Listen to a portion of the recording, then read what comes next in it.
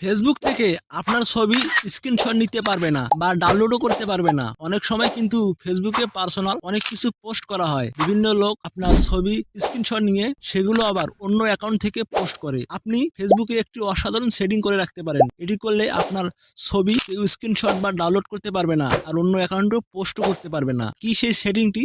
চলুন আমি স্ক্রিন রেকর্ডের মাধ্যমে আপনাদের দেখিয়ে দেই।